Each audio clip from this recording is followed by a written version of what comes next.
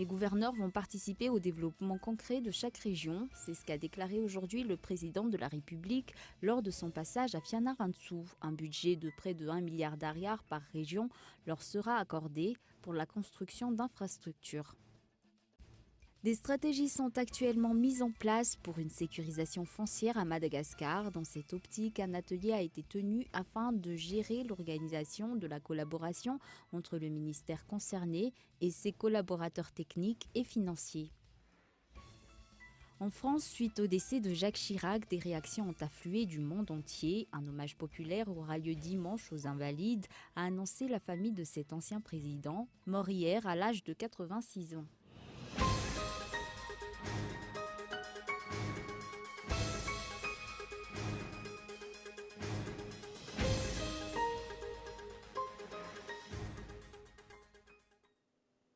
Merci d'être avec nous sur Cool TV. Bonsoir. Ce soir, nous ouvrirons l'édition de ce journal avec l'actualité politique.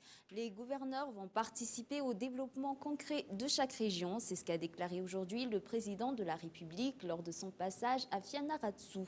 Un budget de près de 1 milliard d'ariars par région leur sera accordé pour la construction d'infrastructures. Les gouverneurs nommés en Conseil des ministres vont participer activement au développement de leurs régions respectives. Une autorité adéquate à leur attribution leur sera ainsi accordée. C'est ce qu'a annoncé aujourd'hui le chef d'État lors de la présentation du nouveau gouverneur de Haute-Matsiach à Fianarantsoa. Un budget de 1 milliard d'ariars va être débloqué afin de financer différentes constructions d'infrastructures dans cette région. Le développement du pays commence à partir du développement des collectivités territoriales décentralisées, raison pour laquelle les gouverneurs sont mis à la tête de chaque région. Une compétition sera instaurée entre ces gouverneurs afin de les encourager dans leur mission et les inciter à agir pour développer au maximum la région dont ils sont responsables. Outre ce budget, des équipements seront également donnés à chaque région. Ces dispositions font partie des serments faits par le chef d'État, raison pour laquelle ils doivent impérativement être réalisés. Le président de la République s'est rendu à Fianarantsoa pour poser aujourd'hui la première pierre d'une nouvelle prison. Il a annoncé à l'occasion que des amnisties seraient accordées à des détenus en dehors de ceux condamnés pour crimes ou détournement de deniers publics. D'autre part, la pose de la première pierre pour la construction d'une nouvelle école primaire publique s'est également faite ce jour. Une prison de 9000 m² va être construite à Fianarantsoa. Les travaux devraient durer 90 jours. La pose de la première pierre, coup d'envoi des travaux, a été effectuée ce jour par le président de la République. Le chef d'État a à l'occasion annoncé qu'une amnistie sera accordée à certains détenus. D'autre part, la construction d'une école primaire publique conforme aux normes à Fianarantsoa est également au programme. Plus de 40 000 habitants du Fouktan d'Ankfaf vont pouvoir avoir accès à l'eau potable grâce à la mise en place de nouvelles infrastructures.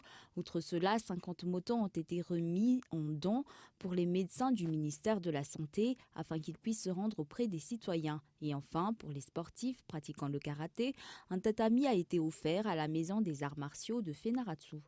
Sur un tout autre sujet, la mise en place de stratégies pour une sécurisation foncière à Madagascar est en cours. Dans cette optique, un atelier a été tenu afin de gérer l'organisation de la collaboration entre le ministère concerné et ses collaborateurs techniques et financiers. Un reportage de Yves Richard.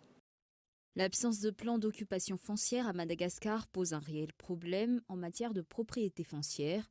Une démarche va donc être effectuée dans cet axe. Actuellement, la mise en place de stratégies pour la sécurisation foncière est en cours. L'organisation de la collaboration du ministère concerné avec les partenaires techniques et financiers fait partie des points étudiés. À titre d'exemple, si les secteurs où sont produits le riz constituent une zone de croissance, les services fonciers doivent y établir des bureaux et inciter leurs partenaires à les aider à fournir les PLOF, les certificats fonciers et les titres et à nous aider pour les équipements qui nous seront nécessaires. De nombreux collaborateurs techniques et financiers sont prêts à travailler avec les services fonciers. Ainsi, le Fonds national foncier est prêt à soutenir la gestion foncière pour un développement transparent. Des bailleurs de fonds ont soutenu les services fonciers depuis et cela ne signifie pas que ce soutien était insuffisant ou n'ont rien donné, mais seulement qu'il est nécessaire de stabiliser le domaine foncier étant donné que tous les projets qui sont entrepris impliquent ce domaine. Une bonne gouvernance est donc nécessaire et soutenir la Direction générale des services fonciers en l'aidant à accomplir sa tâche fait partie des rôles du Fonds national foncier.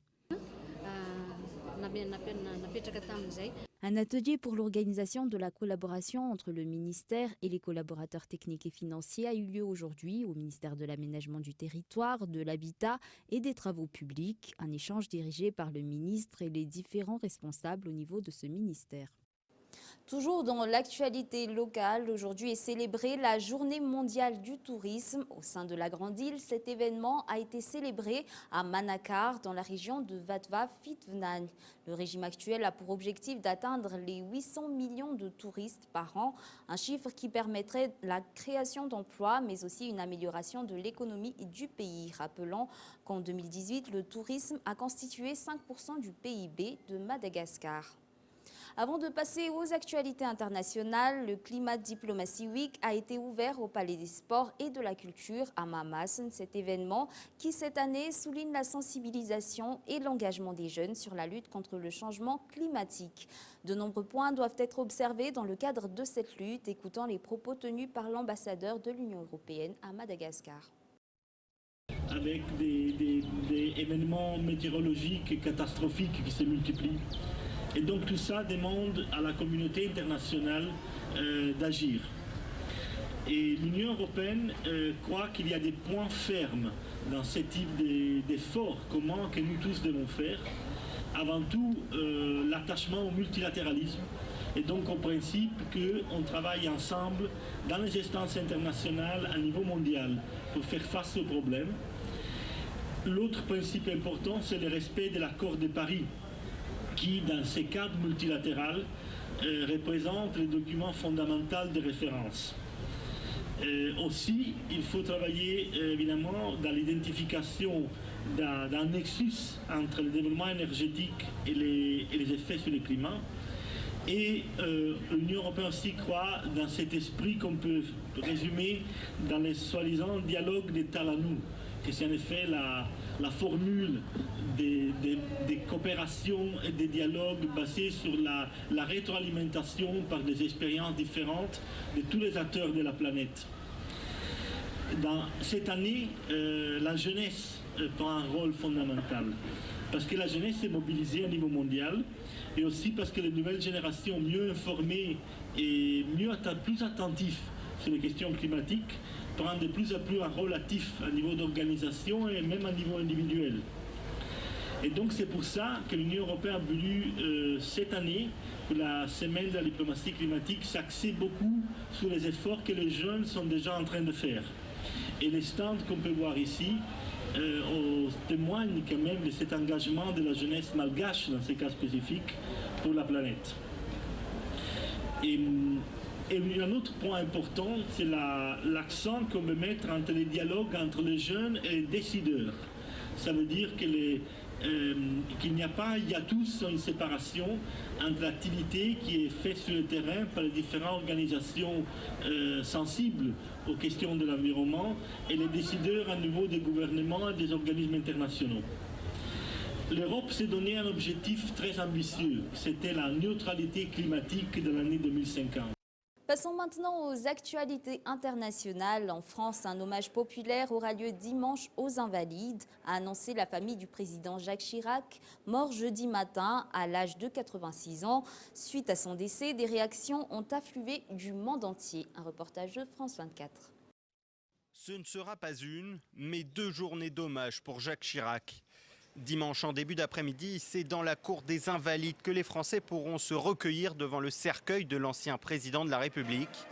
Un hommage populaire voulu par la famille sera organisé. Cet hommage est lié à la relation forte que Jacques Chirac entretenait avec les Français. Tous ceux qui l'ont aimé pourront venir.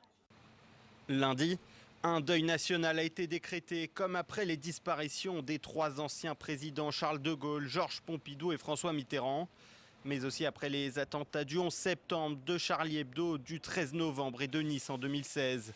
À midi, Une cérémonie religieuse aura lieu à l'église Saint-Sulpice à Paris. La cathédrale Notre-Dame étant fermée. Aux côtés d'Emmanuel Macron, de nombreux chefs d'État étrangers devraient être présents. Les drapeaux seront mis en berne et à 15 h, un moment de recueillement sera organisé dans les services publics. Les enseignants pourront eux consacrer un cours à la mémoire de l'ex-président.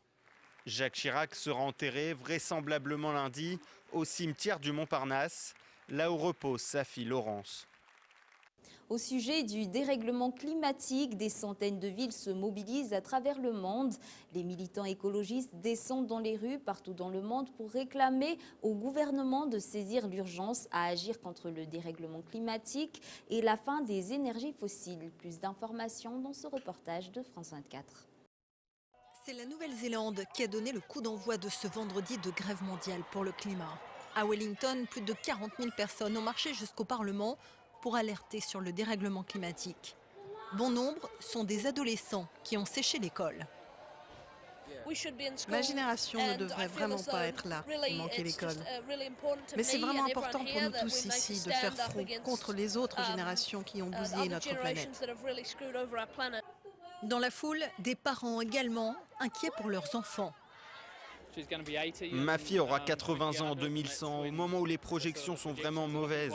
Si on n'est pas là pour elle, elle ne s'en sortira pas, donc je fais ça pour elle. Même motivation et même défilé en Corée du Sud, où des centaines de lycéens scandent des slogans pour la protection de la planète. Ici aussi, Greta Thunberg est une figure de ralliement. Son message indigné « Comment osez-vous » adressé aux dirigeants du monde entier lundi à l'ONU est brandi comme un étendard. La Corée du Sud a eu un développement rapide et a émis beaucoup de CO2, mais ce sont les plus pauvres et les plus faibles qui en paient le prix dans le monde. J'ai honte d'étudier dans un pays qui est l'un des plus mauvais élèves du climat, alors que je veux être fier de la Corée du Sud. Ces artistes taïwanais sont vêtus de blanc, la couleur du deuil. Ils miment la douleur et mettent en scène les funérailles de la Terre. Alors que la journée progresse, les activistes européens se réunissent eux aussi devant le Parlement finnois, dans les rues de Rome ou de Paris. Mais c'est à Montréal que Greta Thunberg a choisi de défiler aujourd'hui, aux côtés de quelques 300 000 personnes. Voici un bref rappel des titres avant de nous quitter. Les gouverneurs vont participer concrètement au développement de chaque région. Un budget de près de 1 milliard d'ariars par région leur sera accordé pour la construction d'infrastructures. Des stratégies sont actuellement mises en place pour une sécurisation foncière à Madagascar. Un atelier a été tenu afin de gérer l'organisation de la collaboration entre le ministère concerné et ses collaborateurs techniques et financiers. En France, suite au décès de Jacques Chirac, des réactions ont afflué du monde entier. Un hommage populaire aura lieu dimanche aux Invalides. Et c'est sur ce point que s'achève ce journal. Je vous remercie pour votre attention et vous donne rendez-vous demain pour une nouvelle édition. Au revoir.